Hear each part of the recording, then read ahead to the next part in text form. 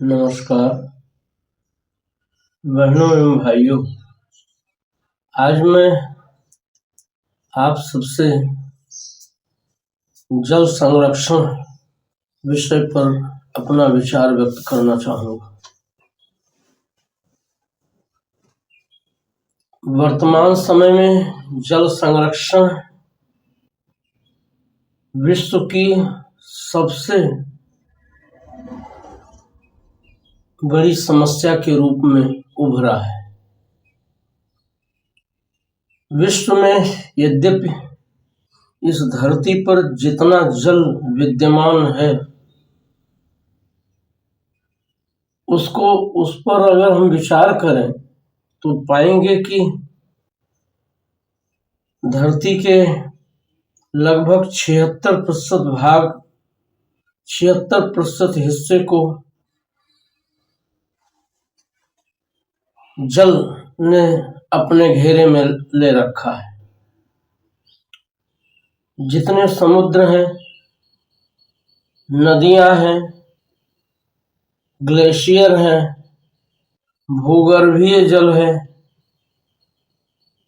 ये सभी जल ही तो हैं। लेकिन मानव जीवन के लिए उपयोगी जल के रूप में जितना भी धरती पर विद्यमान जल है उसका मात्र 3% ही मानव जीवन के लिए काम का है,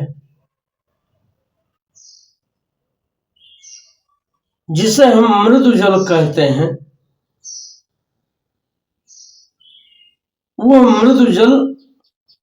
भी आज संकटग्रस्त है।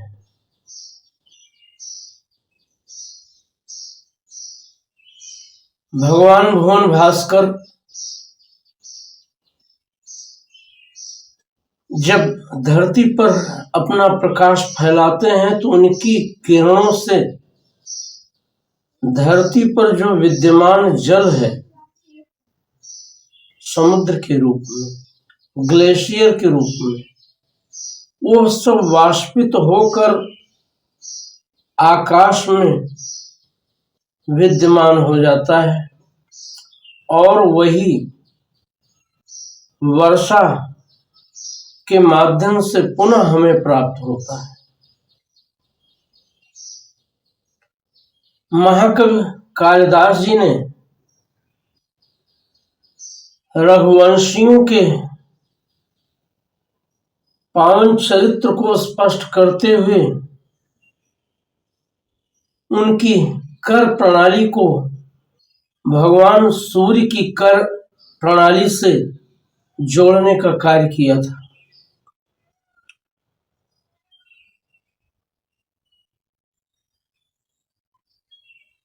जहां कर जनता के लिए दुखदाई के रूप में न प्रस्तुत हो,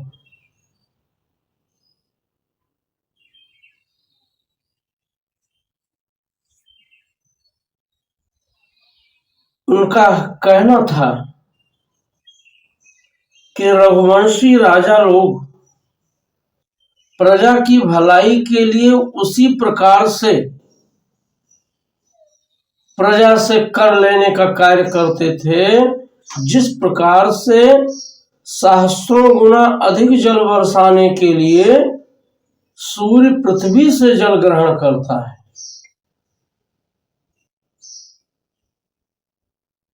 प्रजानामेव भूत्यर्थम सताभ्यो बलिमग्रहीत। रघुवंशी राजा, रघुकुल के राजा, सूर्यवंश के राजा अपने जन के प्रति इतने सहज थे कि वे जनता से उतना ही कर लेते थे जितने से कि उनको दुख भी ना हो और उनका कल्याण भी हो सके। शासन के स्तर पर प्रजानामेव भूत्यर्थम साताभ्यो बलिमगृहीत सहस्र गुण मुत सृष्टुम मादत्ते ही रसम रवि। कितनी सुंदर अवधारणा है। ये जल संरक्षण के दृष्टिकोण को भी प्रतिपादित करने वाली अवधारणा है। काश हमने प्रकृति के साहचर्य को अपने लिए कल्याणप्रद रूप में इस तरह से सोचने का कार्य किया होता तो आज जल संरक्षण, जल प्रदूषण इस तरह से भयावह परिस्थिति में हमारे सामने ना आता। आज धरती पर जितनी नदियां हैं, वे नदियां हम मनुष्यों के कारण ही हमारी अधिक से अधिक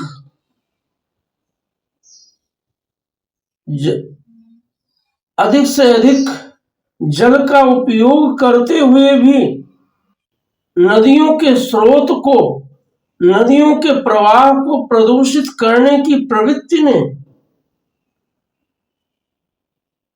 बहुत ज्यादा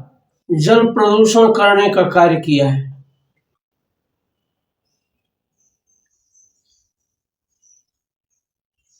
जितने भी उद्योग जगह जगह पर लगे हुए हैं, वे अपना अपशिष्ट जल, जो कि जलीय जीवन के लिए विषाक्त है, उसको नदी में ही तो छोड़ने का कार्य कर रहे हैं। शहरों के अपशिष्ट जल, शहरों का प्रदूषित जल, शहरों की गंदगी को लेकर बहने वाले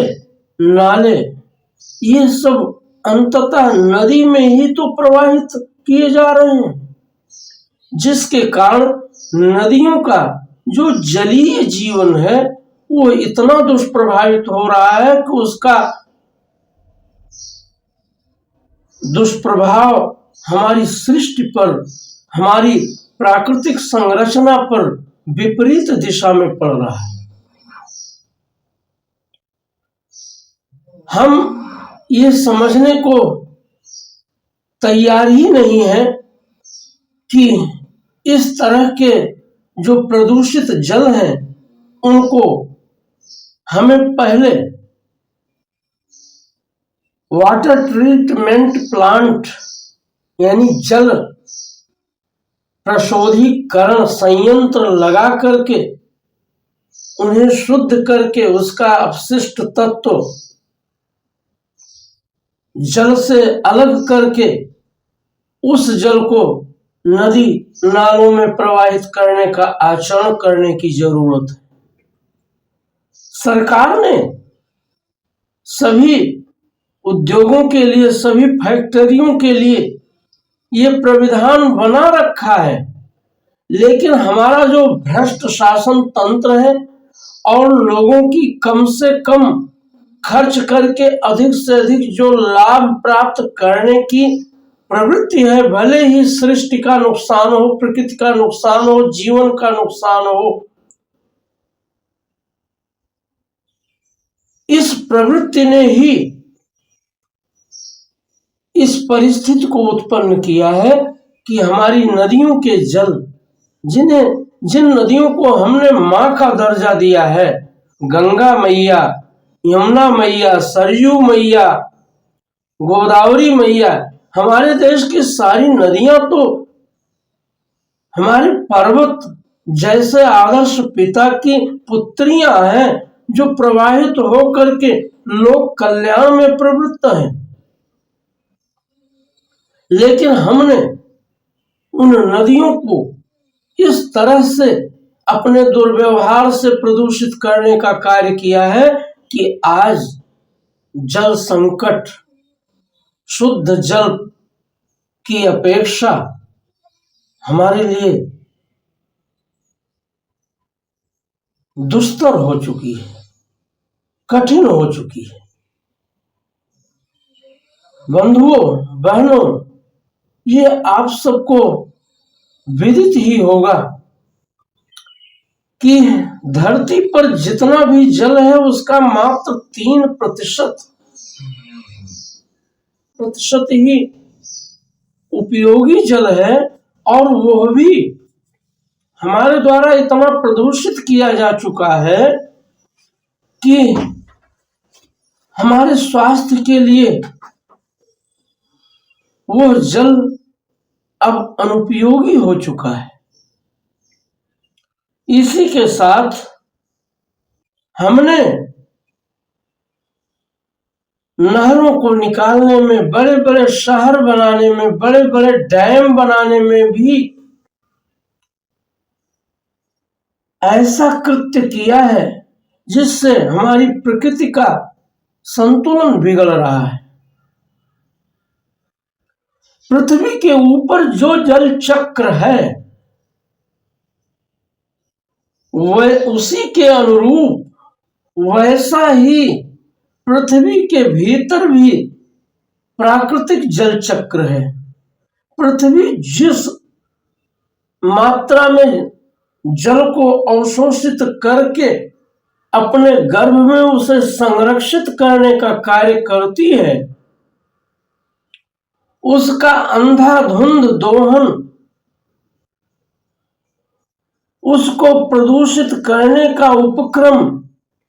ये सब आज भयावह स्थिति प्राप्त कर चुके हैं।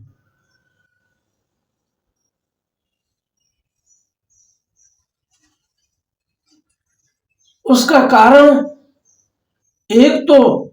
हमने बड़े बड़े डैम बनाने के चक्कर में प्रकृति या धरती के ऊपर का स्वरूप भी बिगाड़ने का कार्य किया है, और पृथ्वी के भीतर के भी प्राकृतिक जल चक्र को दुष्प्रभावित करके उसको खत्म करने का कार्य हमारे द्वारा किया गया है। एक तरफ हमारे द्वारा भाखड़ा नांगल बांध, रिहंद बांध और भी दूसरे बांधों के माध्यम से, इंदिरा सागर बांध, इन सब बांधों के माध्यम से पृथ्वी के प्राकृतिक जल प्रवाह को इस तरह से निरुद्ध करने का कार्य किया है कि जिसके कारण हमारे धरती का भी जल स्रोत नष्ट प्राय होता गया है, क्योंकि हमारे धरती के भीतर का जल चक्र हमारी नदियों और दूसरे प्राकृतिक जल संरक्षण के जैसे झील है, प्राकृतिक सरोवर है, इन सब के माध्यम से ही सुरक्षित रहा है, जिसको हमने रोक करके, नदियों की धारा को हमने मोड़ करके नहरों के रूप में, बड़े बड़े डैमों के रूप में, बड़े बड़े बांधों के रूप में जो प्रस्तुत किया है, उसके कारण धरती का ऊपरी जल चक्र नष्ट हुआ है, और उसी के कारण से हमारी धरती के भीतर का अंतः जल चक्र भी नष्ट होने की कगार पर पहुंच चुका है।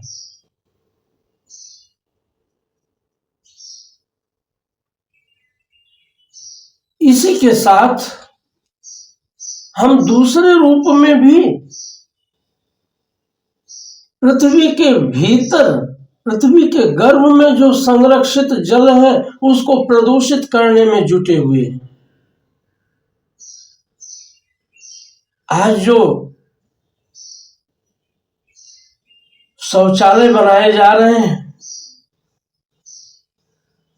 वे शौचालय धरती के भीतर बनाए जा रहे हैं। और उस धरती के भीतर शौचालय बनाने में हम धरती के भीतर के जल चक्र को भी प्रदूषित करने में जुटे हुए हैं, क्योंकि बहुतेरे ऐसे दुष्ट प्रकृति के लोग हैं जो शौचालय के लिए जो सुरक्षित गर्त है, गड्ढा है,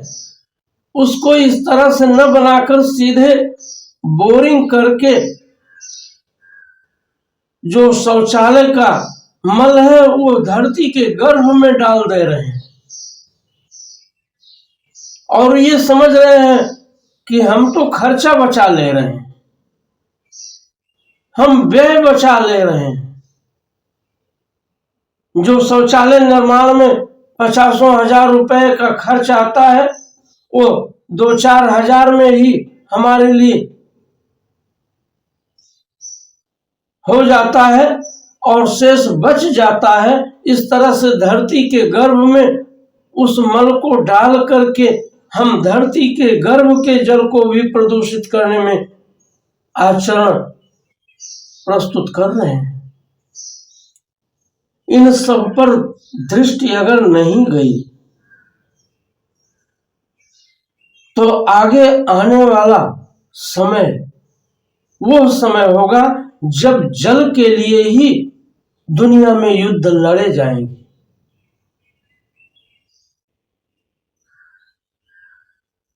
विभिन्न देशों के बीच में आज ये प्रश्न पैदा हो गया है। हर देश नदियों के प्राकृतिक स्वरूप को बिगाड़ने में इस तरह से जुटा हुआ है, उसका दोहन करने की दृष्टि से, उसका अपने ही लिए उपयोग करके दूसरे के लिए उसका अवसर समाप्त करने की दृष्टि से, कि आज उसके कारण शत्रुता भी बढ़ने लगी।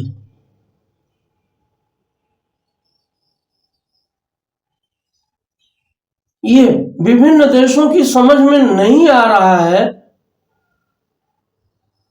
कि आगे जो संघर्ष इस कारण से पैदा होगा, युद्ध इस कारण से पैदा होगा, उसका समापन कहाँ होगा, उसका समापन कैसे होगा।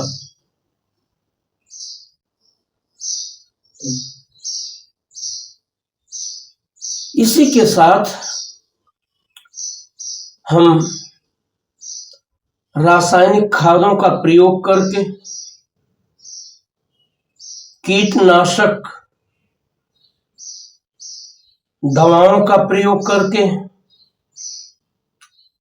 खरपतवार नाशी दवाओं का प्रयोग करके धरती के ऊपरी जल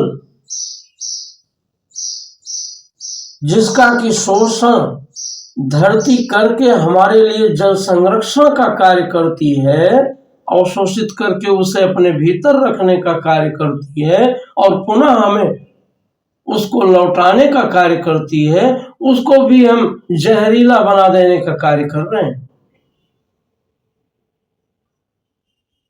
खेतों में और दूसरे क्षेत्रों में जो कीटनाशक दवाएं, खरपतवार नाशी जहरीली दवाएं बिखेरी जाती हैं, छिड़काव उनका किया जाता है, वे वर्षा के जल और सिंचाई के जल के माध्यम से बहकर अंततः नदियों में पहुंच जाती है। वो सारा जहर नदियों में, तालाबों में बह करके जब पहुंचता है तो उस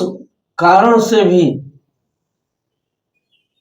नदियों का जल, तालाबों का जल प्रदूषित हो जाता है, जहरीला हो जाता है। और जलीय जिंदगियां नष्ट हो जाती हैं, समाप्त हो जाती हैं। और यह आचरण दूसरी तरफ धरती, हमारी जो पवित्र धरती है, इसको भी जहरीला बनाने का कार्य करता है। और किसानों के हित की दृष्टि से, प्रकृति के हित की दृष्टि से, मिट्टी के हित की दृष्टि से जो धरती में जीवाणु है, केंचुए हैं, ये सब उस जहर के द्वारा जब धरती पर जल बरसता है बादलों से, और ऐसी जहरीली दवाएं छोड़ी जाती हैं, तो धरती के भीतर दवाएं समा जाती हैं और जो हमारे लिए, हमारी कृषि के लिए उपयोगी धरती के जीवाणु हैं, जीव हैं, केंचुए हैं, वे सब नष्ट हो जाते हैं। तो हम न केवल जल को प्रदूषित करने का कार्य करने में संलग्न सिद्ध होते हैं, बल्कि धरती को भी, पृथ्वी को भी हम प्रदूषित करने, जहरीला बनाने में प्रवृत्त दिखाई देते हैं। इन सबको व्यापक रूप में समझने की आवश्यकता है।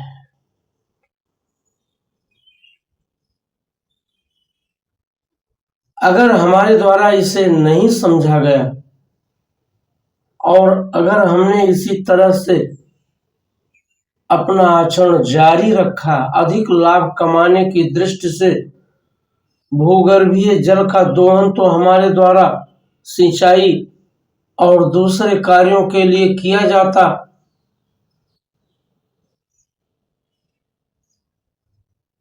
प्रस्तुत हो रहा है, और उसी के साथ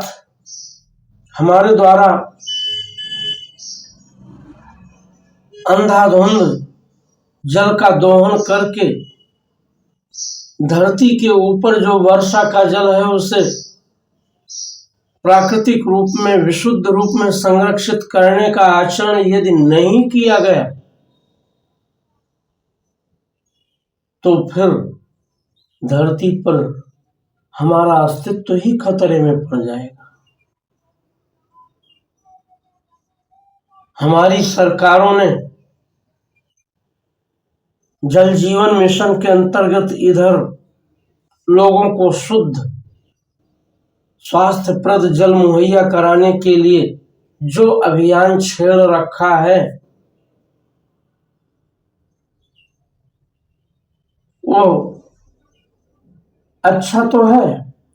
लेकिन वो यह भी सवाल पैदा कर रहा है कि अगर भूगर्भ जल को ही हम लोगों के घरों तक पहुंचाने के लिए ये उपक्रम कर रहे हैं, जबकि जगह जगह जो घरों उपयोग के लिए नल लगा करके धरती के जल का उपयोग किया जा रहा है, वो प्रतिबाधित होगा। बहुत से ऐसे क्षेत्र हैं जहां ग्रीष्म काल में कुएं सूख जा रहे हैं, जो बोरिंग करके नल लगवाए गए हैं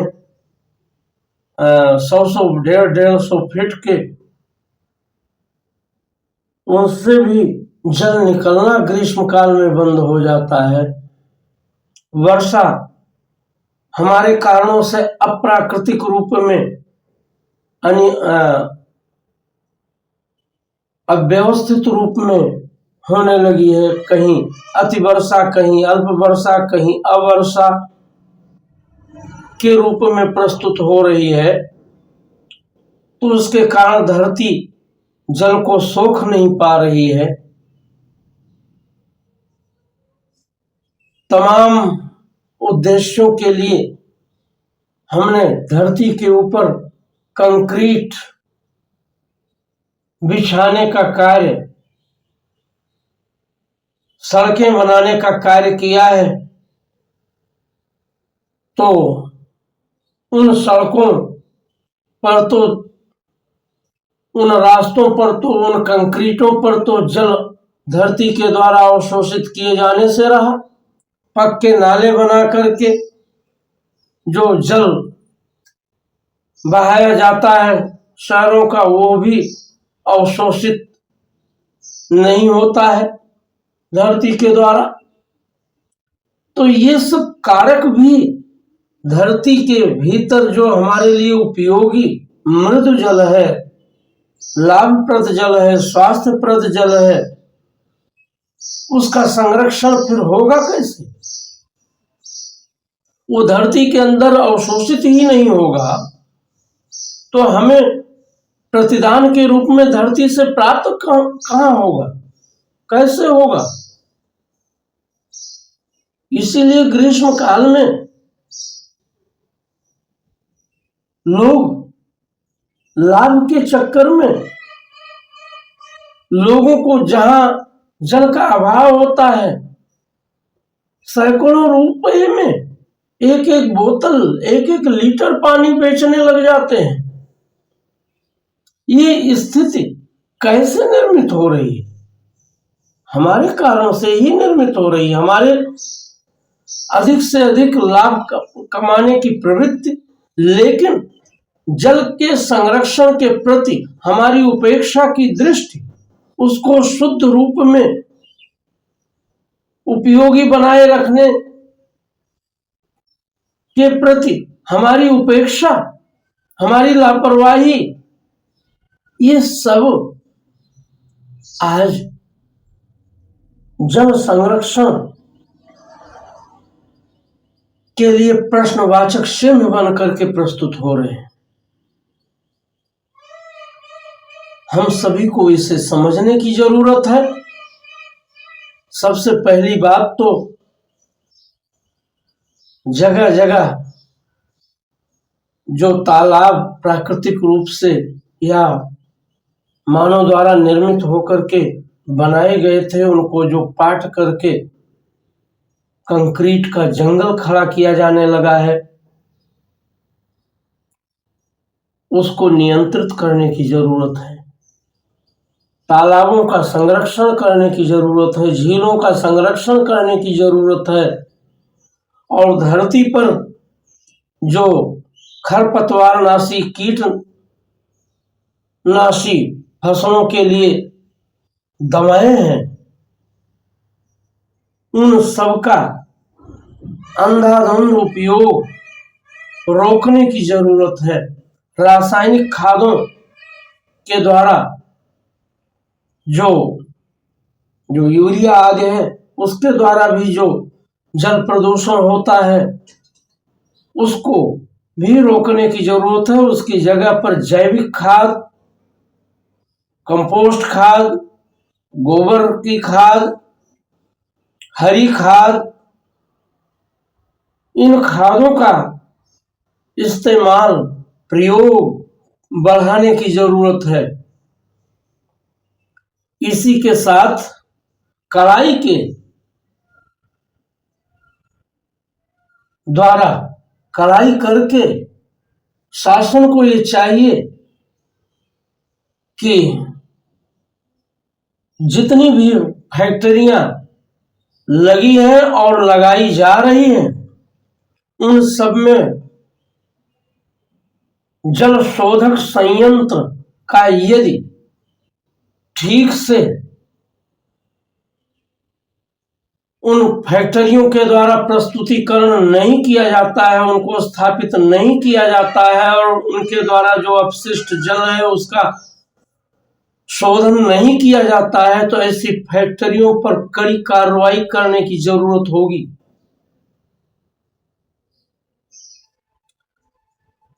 शासन में जो व्याप्त भ्रष्टाचार है वो इसे होने नहीं दे रहा है। फैक्ट्रियों के मालिक जब ये सब आचरण नहीं करते हैं कि वे जल शोधन संयंत्र लगाएं, तो हमारा शासन तंत्र, हमारे अधिकारी जब उन पर कार्रवाई करते हैं तो उनसे उगाही मिल जाती है, उनसे घूस मिल जाता है और बस वे कार्रवाई रोक देते हैं। तो ये जो प्रवृत्ति है ये भी खतरनाक है और इससे हमारा जो प्राकृतिक वातावरण है वो दुष्प्रभावित हुए बिना नहीं रहता है। तंत्र ऐसा होना चाहिए जो लोक के लिए व्यापक रूप से कल्याणप्रद हो और प्रकृति के विरुद्ध मानव के द्वारा जो आचरण किया जाता है उसको रोकने के लिए वो सक्रिय रहे, तभी जाकर के बात बनने वाली है। अन्यथा ये सारे तंत्र बना करके भी हम प्रकृति को बचा नहीं पाएंगे, अपने जल की शुद्धता को बचा नहीं पाएंगे और दुष्परिणाम जलीय जीवन तो नष्ट होगा ही, हमारा जीवन भी नष्ट होगा, बीमारियों से ग्रस्त होगा। इसको हमें भली भांति समझ लेने की जरूरत है। दुनिया में सबसे ज्यादा चिकित्सक, डॉक्टर पैदा करने वाले इस हमारे भारत देश में जो अस्पतालों में मरीजों की भीड़ निरंतर बढ़ रही है और डॉक्टर तक भी ताल ठोक कर ये नहीं कह सकते कि मैं पूर्णतः स्वस्थ हूं, तो ये समझ जाना चाहिए कि वो हमारे किन किन दुष्कृत्यों का परिणाम है। इस सब की व्यापक समझ और प्रकृति के प्रति हमारा जो कर्तव्य है उसको सुनिश्चित करके उसका कड़ाई से पालन करने की जरूरत होगी और शासन तंत्र को भी ईमानदारी से इस दिशा में प्रयत्न करना होगा। अपने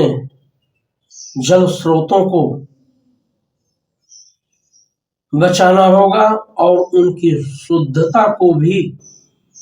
सुनिश्चित करना होगा, तभी हम जीवित रह पाएंगे और स्वस्थ भी रह पाएंगे। इन्हीं शब्दों के साथ धन्यवाद। जय हिंद। आप सब इसे सब्सक्राइब जरूर करें और अपनी टिप्पणी बॉक्स में अंकित जरूर करें।